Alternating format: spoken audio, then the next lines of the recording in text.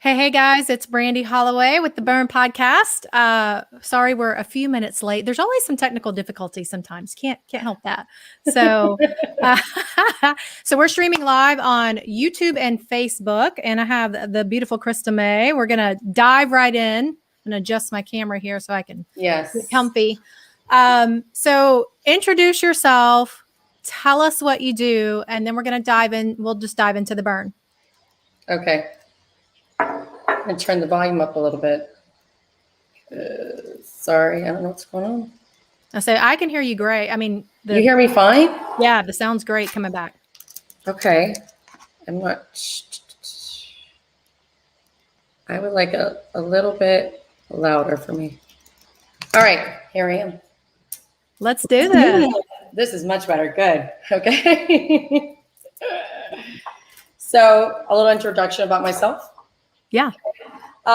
So I'm very passionate about women and working with women. And so I coach, mentor women. I love working with women from a mind-body connection. So I think it's very important for women to tap into their bodies. I think a lot of women are very disconnected from their bodies. So I kind of consider myself a really good mind-body specialist. I don't even like to label myself. So someone says, introduce yourself. What do you do? I always get hooked around that. Because I don't like to label myself other than I'm extremely passionate working with women, helping them to identify their sense of self, their connection to their body. I believe that you're never too old, you're never too late to do anything in your life, to dress a certain way.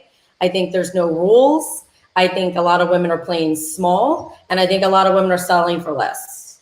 I like for women to tap into that so that they can be more powerful and be more courageous in all areas of their life.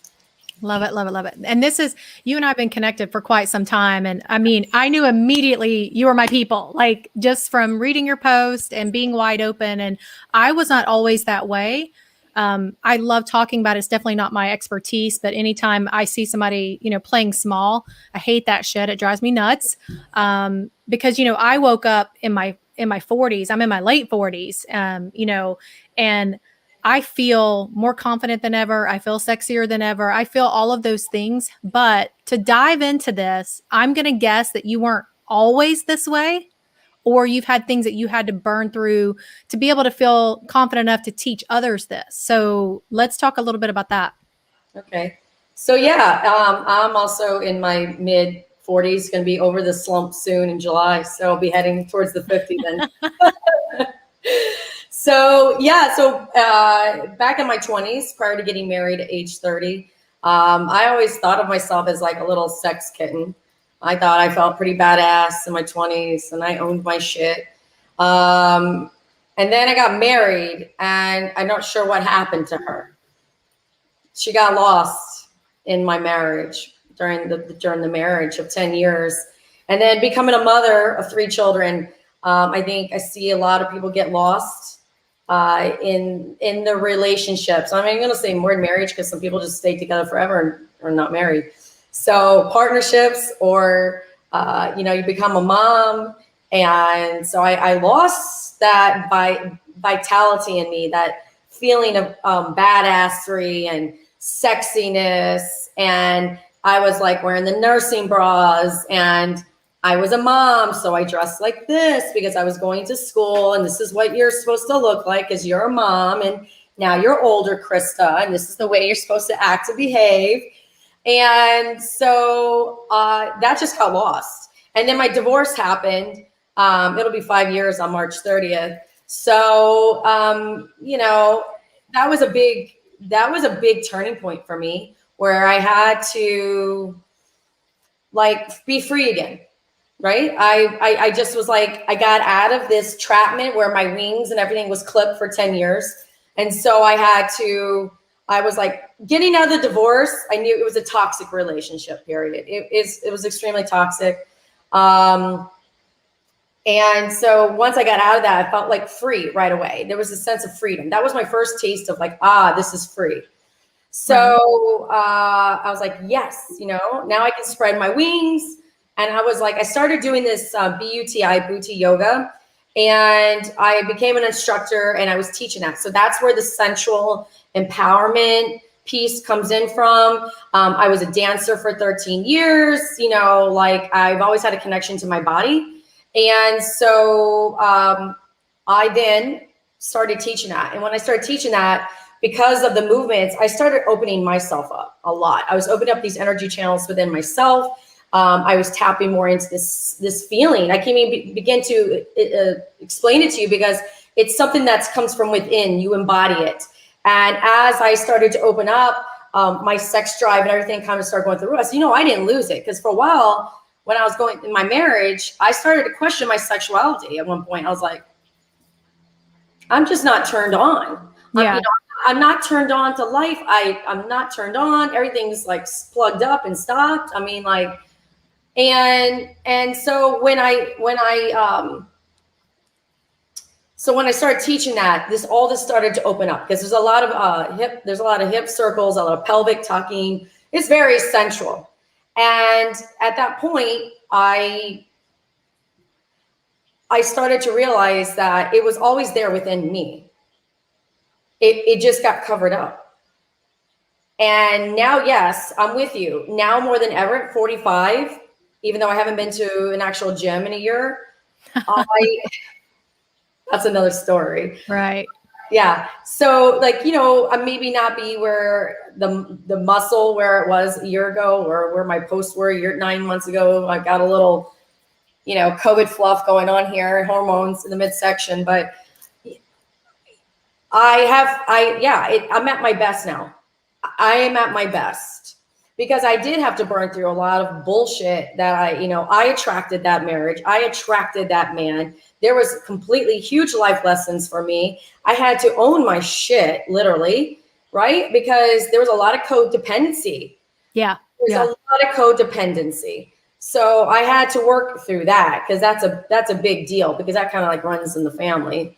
But and so anyways, I felt that I just believe that I'm at my best now as far as my sensuality, feeling sexy, really feeling more that badass, you know, own your shit. I don't give a fuck what you think. I really don't. I got shit that gets said to me, you know, here and there. I got family that, you know, through the grapevine that have said things about me recently. So I don't, you know, say what you got to say. All I got to say is grab your popcorn, you know, and have a seat. I love it. And watch. Yeah. Well, you know, it's funny. The guest I had on yesterday, Tiffany, and even the time before that, all the women I've noticed that I've interviewed have all had to make that decision that if they're going to own their shit and they're going to be their best and really that's what confidence is. It's walking into a room and it's not about being better, but it's knowing that you're not less than. And it's knowing that if it feels right for you, and to me, if it's not harming someone else, right, then it's yours to own, and you don't owe anybody an explanation. But we're raised, a lot of us, and I was raised in the South. So, you know, a lot of the things I've done, you know, it was like, oh, egad, I can't believe you're doing that. But, you know, all the things when going into my 40s, I adopted that, where, you know, that personality you're talking about of, you know, I don't give a shit anymore because I spent so many years worrying about what everybody else said or what they might say or if they were going to accept me. But I had no self-worth. I had no self-esteem, which, as you also mentioned, and I definitely want to talk about this, is when you don't work on that, when you don't heal that part of you, you're going to attract shitty people into your life. And you're teaching that. You have to own that. That's the first thing I had to learn. I was the reason that these things were happening. And that's a hard thing to deal with. So I heard you say, you know, you attracted that marriage, right? So what's the difference now? Like, how do you know, and how can you tell other people, like, here's some things really you need to create awareness around and focus on so that you don't keep attracting all this crazy shit into your life? It's going to require a lot of time alone. We're notorious for distractions. Yeah.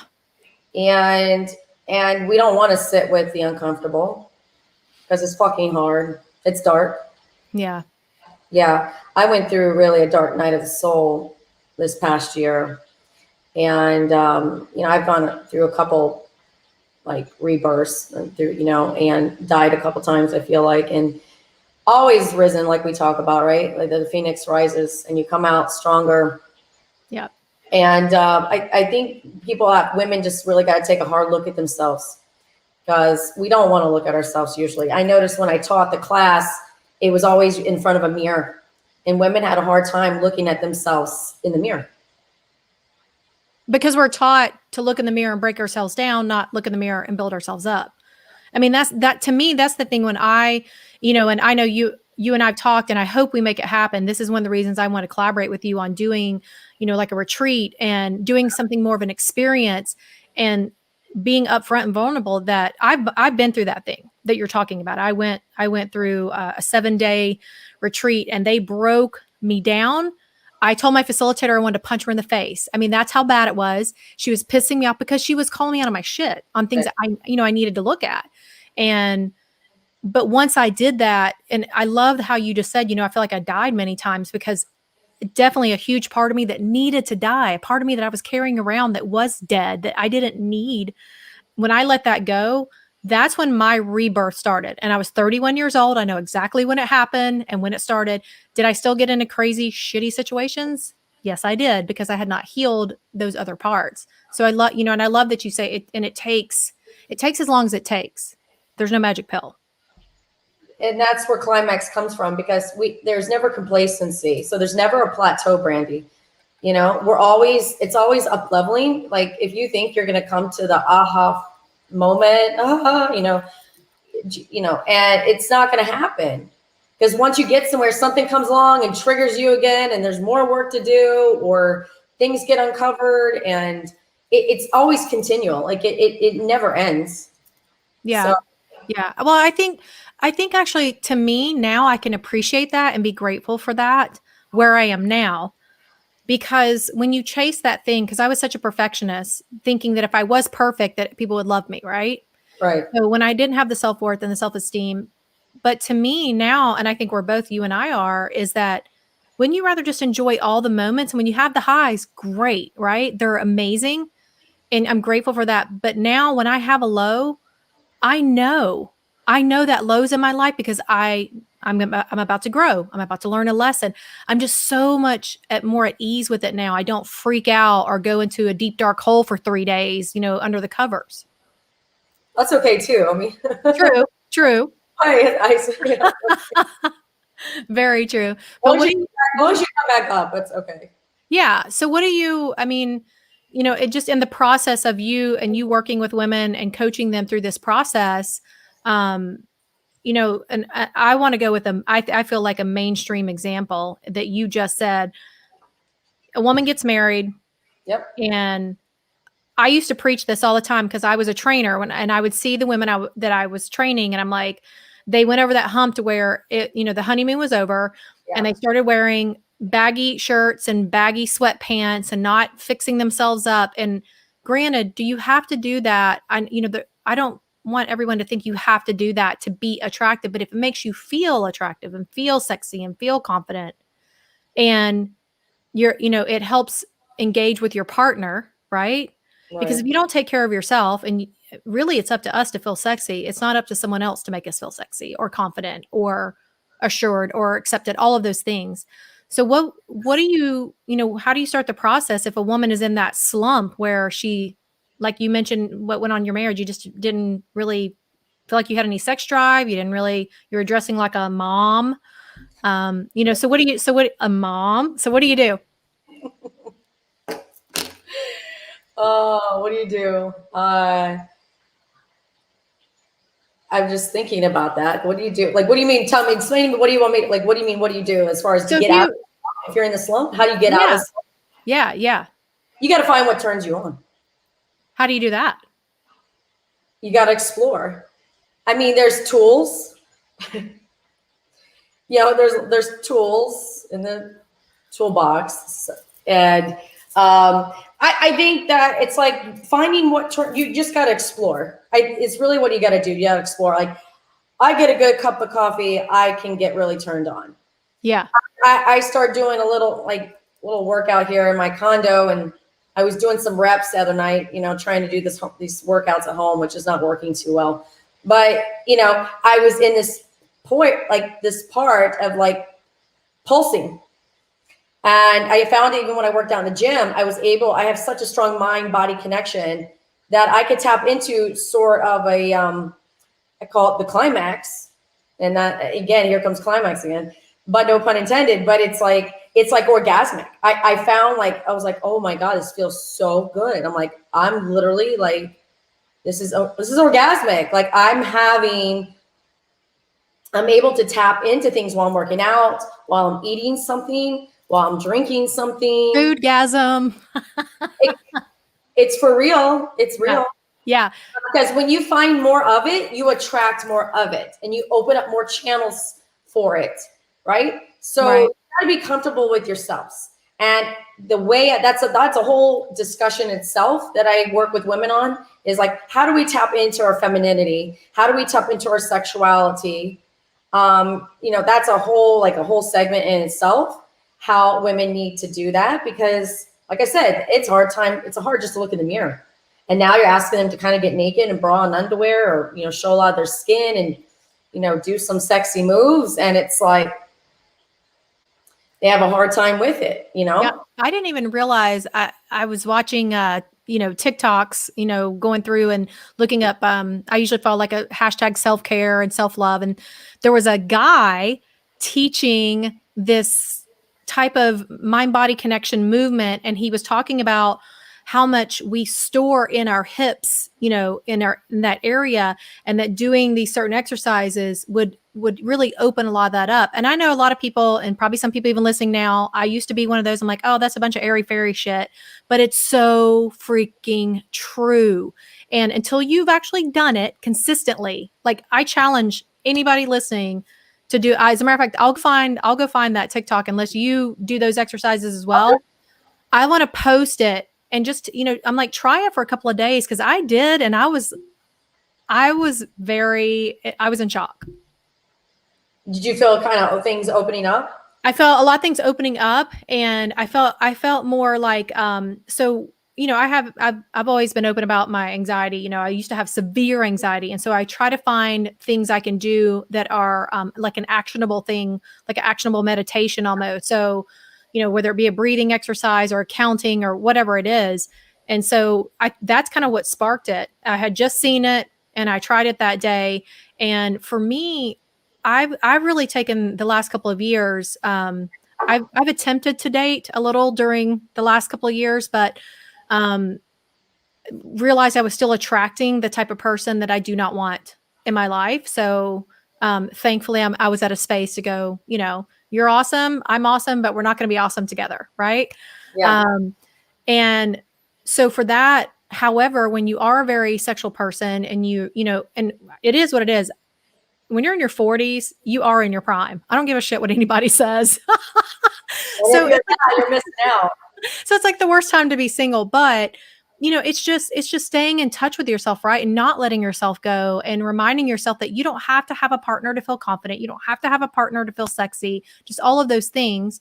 And yeah, so I was just researching some of that. I was interested, as I've mentioned to you, I want to do retreats for women that they just really need to reprogram and redefine so many of these bullshit stories that they've been living out their whole life about. I have a shirt I cut up, off the shoulder, and a lot of women would never dare wear that. And I'm like, because someone told you that and someone told them that. And along that line, probably your peers and women in your family, they were insecure and that was their comfort zone. And they were told they were bad or dirty if they did certain things. And I'm like, but who says? Yeah. We are our own bosses, and we're so worried what everybody else thinks. But yet, do we really, we're not, like, we're paying more attention to what other people think than what our conversations are with our own selves. Yeah. Yeah. And we talk to ourselves more than we talk to anybody. But I'm thinking, Brandy, like what I'm trying to say is that women we're so like, so there's a lot of cattiness, right? There's so much judgment. There's so much guilt. There's so much shaming going on that it makes it very challenging for many women to step out of like their comfort zone. Because if they do, they're going to piss somebody off. They're going to have their girlfriends, oh, did you see what she's wearing? Did you see what she's doing? She's dressing like that and she's with her children, or whatever, it's like, there's just so many, like, it's just like when you're a confident woman and you totally embody confidence, you don't ever think that of another woman. In fact, I'm complimenting more women now in my life than I ever have. And Yep. I see women so beautiful. Like, I'm like, wow, she's hot. Look at her boobs. They look great. Yeah. Look at her ass. And I'm like, I'm not lesbian. Okay. I'm just putting that out there. I love, men. So what I'm saying is because I've now embodied my own sensuality, my sexuality, my confidence. I see the beauty in me and the love I have for myself, and that I have finally done so much work that I love myself so damn much that I put myself first. Yeah. Yeah. And it's beautiful because that's why I was attracted to you. And I love that you just said about other women, but I want to say this. If you are in a circle where you feel everyone's being judgmental, you need to find a new circle. And I did that. I had to do that because just because you're choosing to change doesn't mean your circle is. And it scares them most of the time when they're being catty, when they're talking shit and they're making those judgments. There's probably a part of them deep down inside that really wants to do that too, but they haven't hit that point. Right. Right. And, stepping out of their comfort zone. But you'll know when you're in the right circle. Like for me and you and I are, we're pretty heavy on Instagram mostly, but on any channel, for the most part now, people know you can come at me all day long and you can say whatever you want. But A, I'm not a doormat. And B, if you talk shit like that, I don't want you in my life anyway. I just don't even entertain it. There's a lot of women, this has come from my intuition, because I know I have a lot of ghosters and I can feel like insensitive. People are observing, they're looking. Oh yeah. Yeah. They're watching, but they're not commenting. I know this because I'm like here. So I know it, they're like, what's Krista doing now? Let's check on her stories, and I'm just living my fucking life over here. So watch all you want, Yep. And I got to live my life. Like I truly live by this one life to live. And I totally just now have embraced it at age 45 because I made this huge, radical shift in my life, like huge. And to put myself first, to literally, because I'm not going to sit here and mentor other women and I'm not walking the talk. So I'm walking the talk. But I was thinking about this, going back to the same brand. I think it's so important is that we are so busy worrying about what everybody else is thinking, but maybe we should spend more time listening to our own internal like mind chat about everything else. Like let's pay attention to the words we speak to ourselves, what we're thinking, because we're spending so much time outside of ourselves. I like to see that energy for women to redirect that energy to themselves. Oh yeah. Yeah. Well, you're not going to make change without doing that. You're going to adopt other people's limiting beliefs or societal labels, which is just going to put you right back into the same, position. And I think, we go through that in high school. Some people just never get out of high school. I love that. I mean, it's true. It's true. I grew up in a teeny tiny town. There was not a whole lot. I didn't deal with a whole lot of that, thankfully. And I was a tomboy anyway. I didn't really give a shit about most of that. So, but, so really quickly on 20s, 30s and 40s, right? Mm-hmm. Body positivity. I want to kind of switch over from, confidence and feeling sexy and self-assured, but body positivity. So I was born in this early 70s, went through the 80s, went through the 90s, so I'm in this 4-decade, 2 years till I hit 50. And I think the biggest thing of all that if we, as far as women supporting women, we keep talking that shit, but then like you said, you don't really actually see it as much. So, I think that's a big thing is that if we understood, we get to define that. So what are some things that you feel like we should pay attention to other than just self-talk, or what are some things that you can do? Because not every woman's going to want to go to the gym and work out every day, or but there's got to be some other things that we can do to work on that internal dialogue, and to even maybe redefine or reframe what we're allowed to feel. I mean, it's like, what are we allowed to feel positive about, right? Do mhm, you The blame, the shame, the guilt, all those things we were talking about. So for me, I find obviously we're comparing ourselves a lot. Like when I first saw you, I was like, damn, she's hot. Like it was all the surface stuff. I yeah. didn't know anything about you as a person, the depth and, just that you're just this mind body healer and, coach and talking to everyone. I mean, literally it was because you were so gorgeous and you caught my eye. Now there could be another woman out there who to me, through my eyes, aesthetically, right? I'm like, huh, I mean, whatever. And I just keep scrolling, but she could be one of the most powerful beings in the world, right? So what we have to understand is if you want to have that, to me, if you want to have that true experience or true climaxes in life or any of those things, Mhm. how do we reframe that? I mean, I'm sure you're coaching these women on reframing that so they don't miss out on all these freaking amazing experiences because they're programmed to focus on this one thing. Like this is what handsome is, or this is what beautiful is, or this is what's acceptable. Like I'm just curious to see what you tell, the women that you coach. Well, it's different for everybody. So without they don't need, they feel sexy already, but yet they're just not happy on the inside. They know there's more to life. Maybe someone's a mom and or someone has a career, they're in a job they don't like. So it everything is tailored individually to each client. I don't have a cookie cutter system. I don't Oh believe, yeah, no, I didn't think you did. and I work from a very intuitive space. So that intuition kicks in is when I'm able to direct. But the whole thing about this climax prescription, and you've probably seen it, but it's always you have every second to reset, realign, and rise up. Oh, I love that. And so I encourage women, like, you don't have to go to a gym. I mean, if you want to work out at home, work out at home. I don't really care. I can work on you can work on some moves and stick a yoni egg up you, and you can get, there's so many ways for other things to work, as far as I'm a really big like believer in music. I think music, I turn on like a certain playlist and I feel like a badass, Yeah.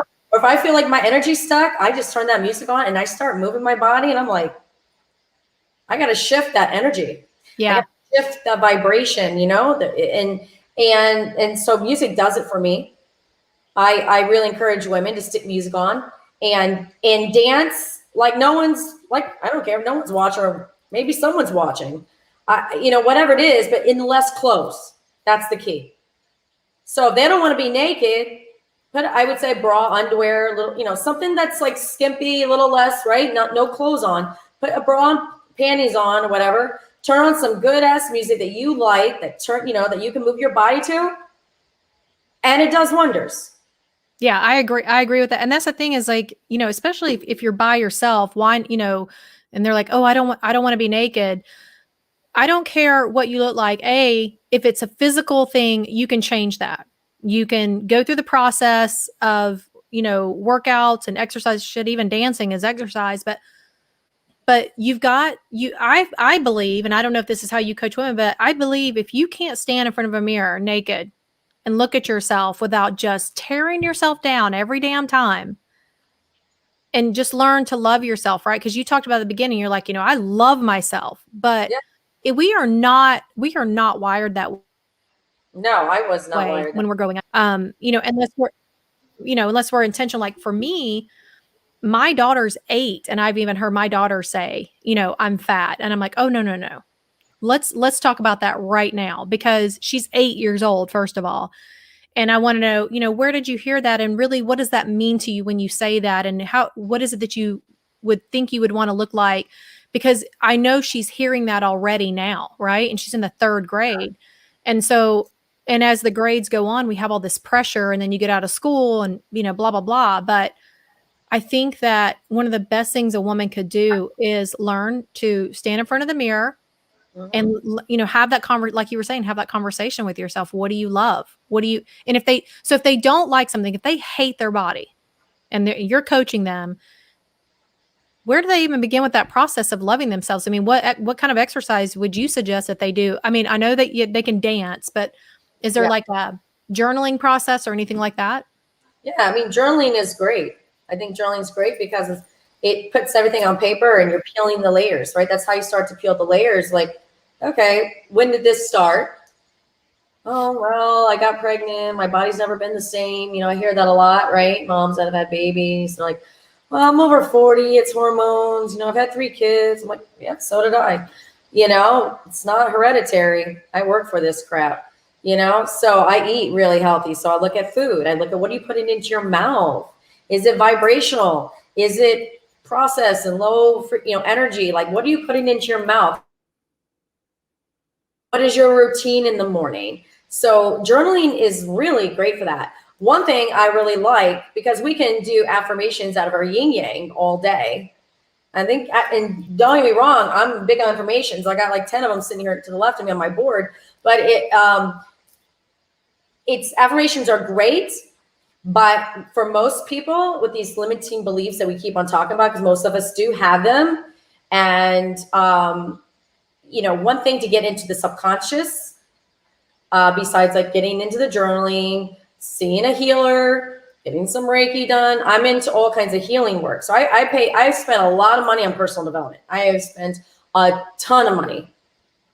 Okay. I work with healers, all kinds, left and right. I spent all my money in that kind of thing to help work on myself. To this day, I still pay people.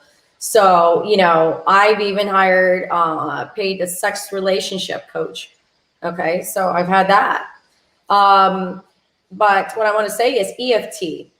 That's one of my golden nuggets of wisdom to tell somebody. One of my tools is EFT. I learned it back in my 20s with a chiropractor. And so I really believe the EFT, because that then gets into the subconscious. So you can do a parallel with some affirmations. I think it's good for women to start speaking that positive self-talk in parallel, probably, to doing some journaling, some EFT. And that's the tapping, right? The EFT? Yeah. Yes, it's right. a tapping. Yes. So there's different points, the eyes, underneath the nose, here, right here in the thymus, right, and underneath the here. So, and then you go through a series. So I'm just going to put out there, there's so much on YouTube that's free. Oh, yeah. And so I think people could just start looking into EFT and you'll see a shift. You'll see a shift. I mean, you should be able to feel a shift within one. Sometimes you have to repeat it a couple times, but it's a golden nugget, I feel like. Yeah, someone brought that to my attention for anxiety at one point. But and kind of what Tiffany and I actually discussed on my podcast yesterday was if it's not a chemical imbalance, if it's actually comes from trauma, then you still have to do that. You got to do that deep work. You got to bring it up to the surface, and then the tapping in combination with that does wonders. But I was lucky enough in my day when I had my wellness center and had other people working with me, and there were 2 people on my staff, and one of them, she was an energy worker, and I fought it tooth and nail. I was like, I'm not into this airy fairy shit, and just, and she, wow. I mean, I'm not even going to take time today to kind of go into detail, but I will just say, as much as I fought it, it didn't matter, because that's how good she was. And then once she got me that first time, and I literally physically felt a shift in my body, I was hooked after that. And, so I've stayed on that process, and, everybody knows I'm a pretty blunt, I feel like down to earth, straightforward person. And I work on myself that way as well. So I can call myself out of my crap pretty quick now. I don't stay on a negative or a toxic path very long, but it still happens. And so it's a journey. No matter what you're going to be working on, there's just not this magic pill. There's not this magic timeline. Like you said, there's not a cookie cutter way of doing it.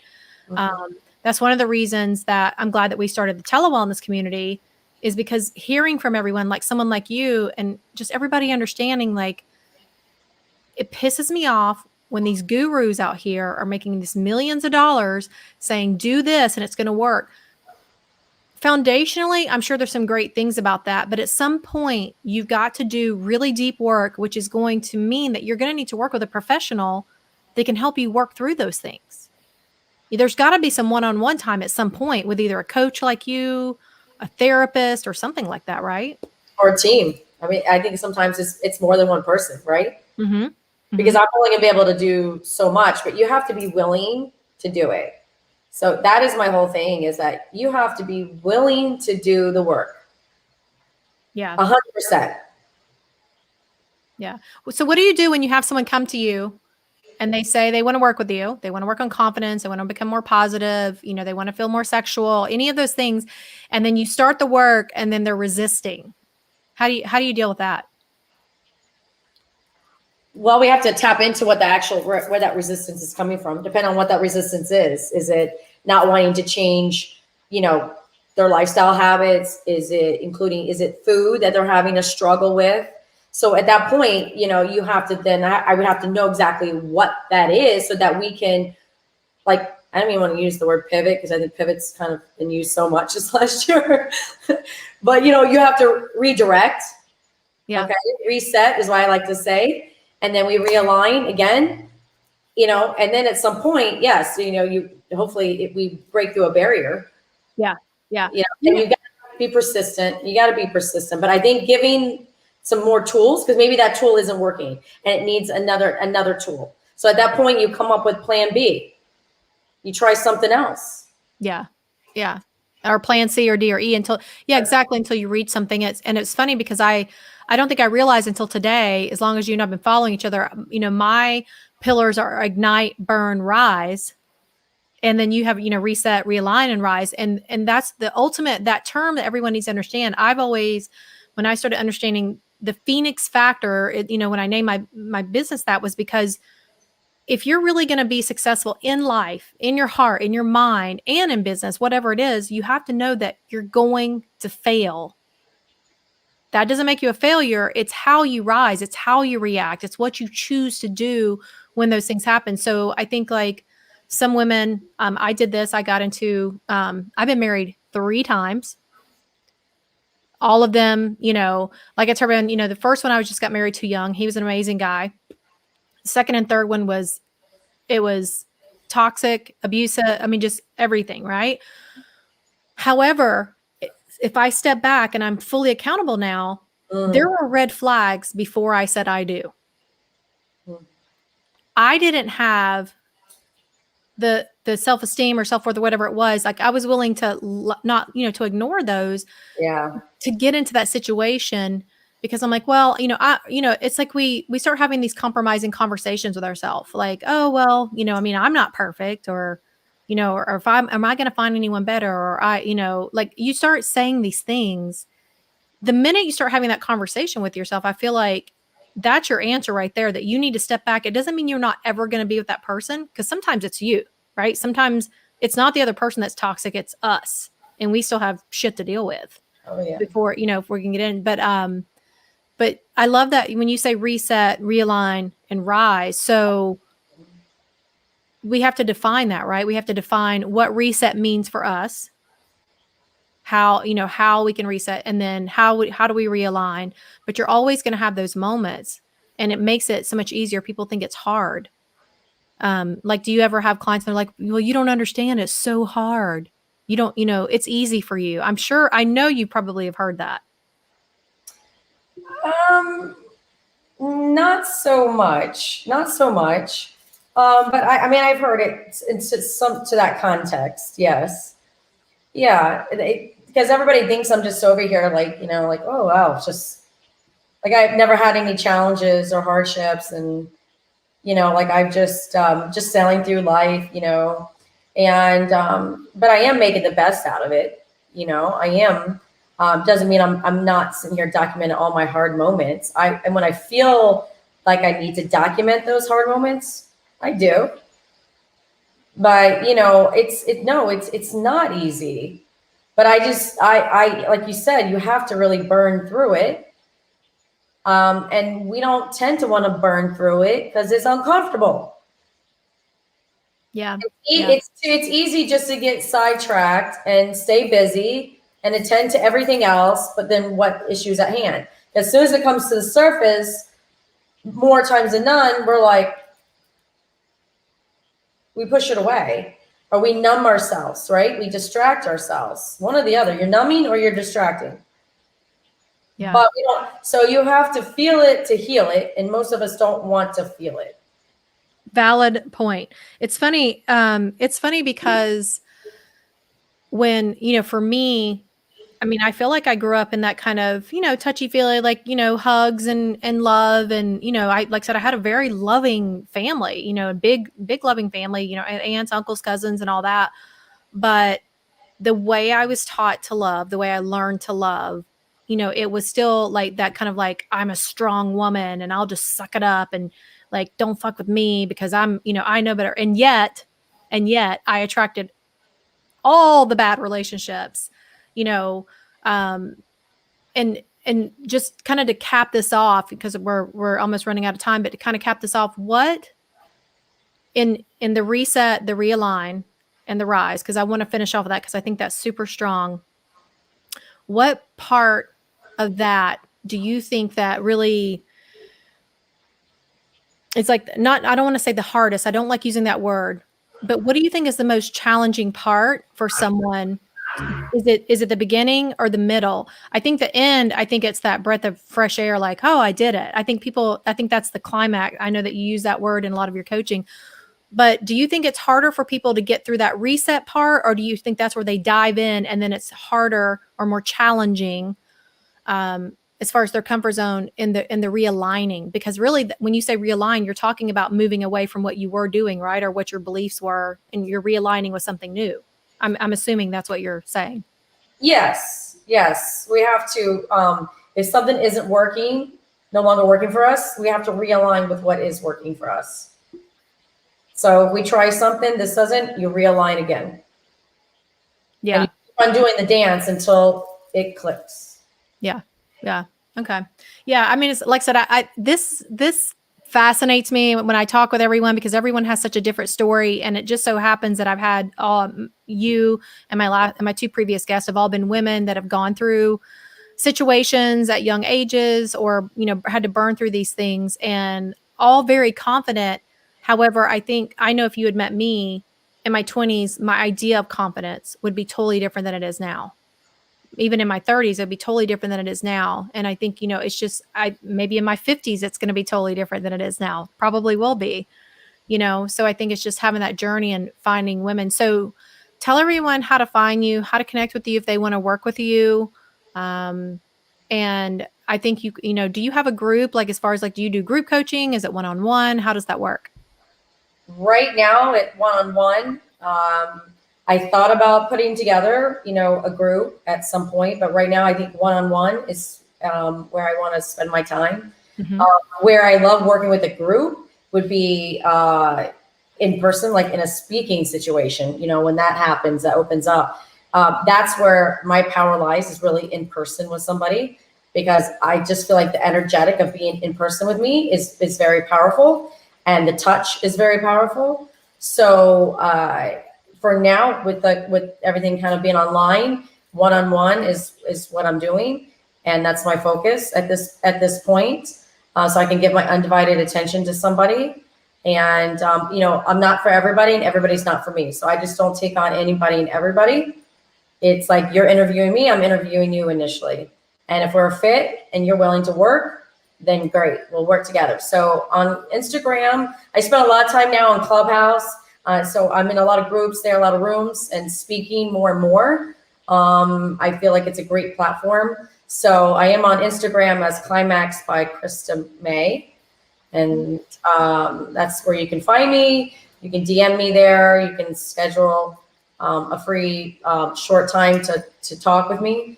I always offer somebody initial, like a little, free time, 30-minute slot just to kind of open up to each other, see if we're a fit.